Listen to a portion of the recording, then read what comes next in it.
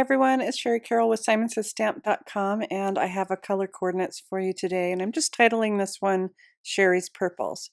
So I have 5 colors that I'm working with, and they are Deep Purple, Hydrangea, Fern, Scuba, and Hot Mama. And I'm going to do something a little bit different to create a background. So I'm going to speed this up, but I'm still going to narrate. So I'm using some Yupo paper, which is like a synthetic plastic type paper. And right now I'm just adding some of that scuba using a blending tool. Next I'm going to go in with another blending tool and use some of the deep purple.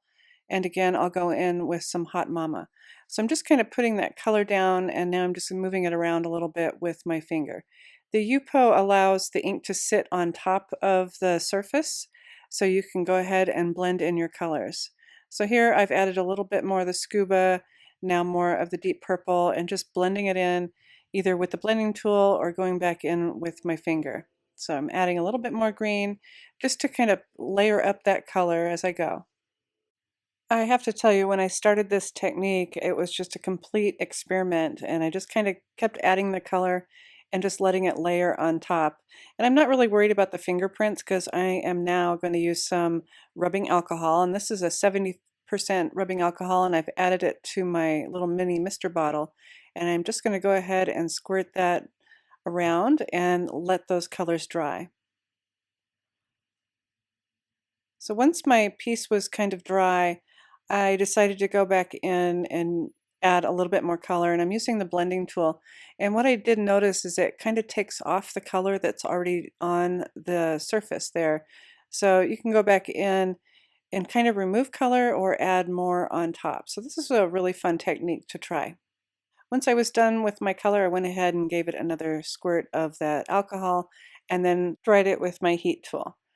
So then I thought I would do something else, and I have my panel trimmed down, and I also have the Elizabeth stamp.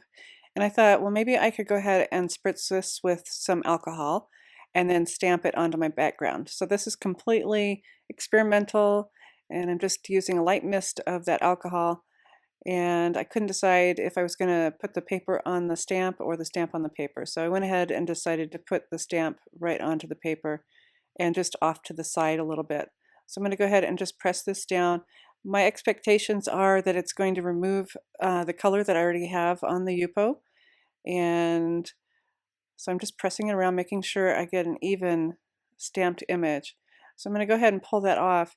And I did get somewhat of an image, but it wasn't as much as what I thought would take off. So I'm going to go ahead and pull up the color with a paper towel and just see how this looks. So it definitely distressed my background a little bit, and you can see some of the image in there. And sorry, my camera is not focusing on that up close. So I have a really cool marbled background just using my inks and some spray with alcohol. So I'm going to start building up my card now, and I have cut some of the Tim Holtz wildflower flowers from just white paper, and I thought this would look really pretty onto the background. And to glue these on, I'm just going to use my two-way glue pen and just add dots of glue to the back of the flowers, and then I can go ahead and put those right onto that Yupo background.